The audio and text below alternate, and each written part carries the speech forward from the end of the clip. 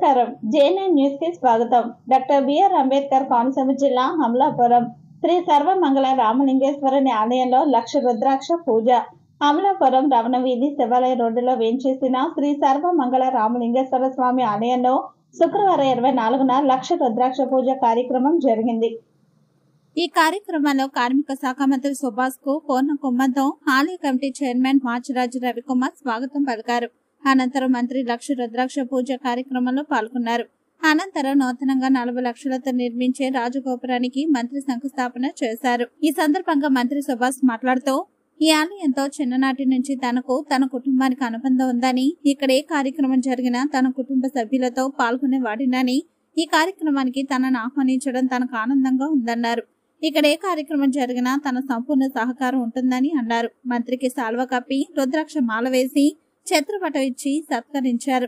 Municipal chairman Reddy Satya Nagendramani, doctor chairman Allada Swaminaidu, BJP జిల్లా అధ్యక్షులు యాలదర్బాబు, జనసేన నాయకులు కల్వకొలను తాతాజీ, సీనియర్ కౌన్సిలర్ మట్టపర్తి నాగేంద్ర, బ్రహ్మకుమారి శ్రీదేవి పాల్గొన్నారు.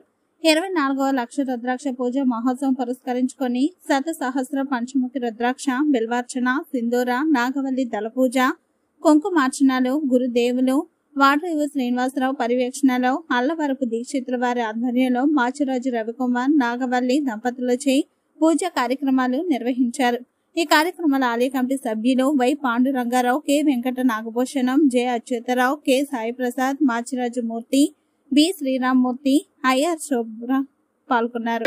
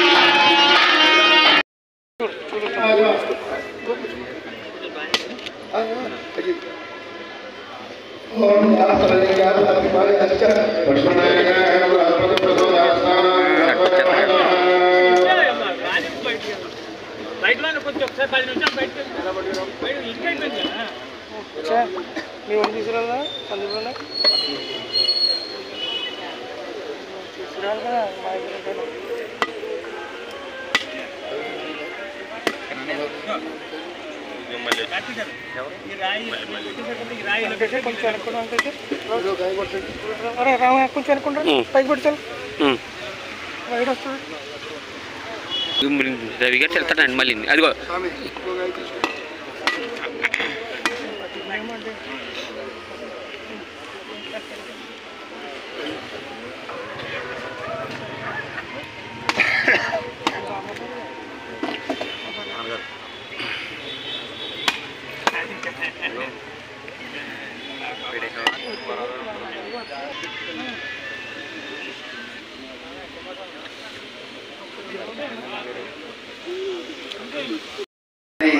నిర్మోహమాతంగా చెప్తారు ఆయన. అలాగే ఈ యొక్క ఆలయానికి సుమారు 3 సంవత్సరాల పాటు నేను రావడం వెళ్ళడం, మరి ఆయన ఏ చిన్న తప్పిదం జరిగినా సరే వెంటనే దాన్ని అరికెట్టి వెంటనే అది ఇలా జరుగుతుందని మనకు తెలియగానే ఆయన ముందే స్పందిస్తూ ఉంటారు. మరి ఈ ఆలయం దినదినాభివృద్ధి చెందుతూ వచ్చింది. ఆయనతో పాటు వివిధ భక్తులు సహకారంతో ఇది అందరి గుడి కింద ఉండాలని ఆయన తాపత్రయం. అదేవిధంగా ఇక్కడికి రావాలంటే చాలా ఇబ్బందిగా ఉండేది.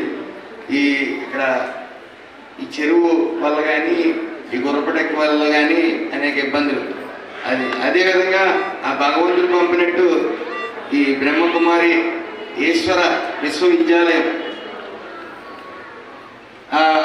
ఇక్కడికి రావటం, పూర్తిగా వెలుగులతో నింపటం, అన్నీ చుట్టుపక్కల ఆ చెరువు అభివృద్ధి చెందడం, మొత్తం ఈరోజు చాలా ప్రశాంతమైన వాతావరణంలో మనం పూజలు చేసుకునే విధంగా ఇక్కడ ఉంది, అప్పుడు ఉండేది.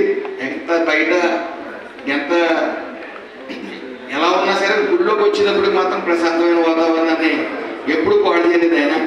ఏదేమన్నప్పటికీ ఈరోజు నన్ను ఆహ్వానించిన ఈ రాజగోపురం శంకుస్థాపనకు ఆహ్వానించిన రవి గారికి, మిగతా కమిటీ సభ్యులందరికీ కూడా పేరు పేరున నా నమస్కారాలు తెలియజేసుకుంటూ థ్యాంక్ యూ.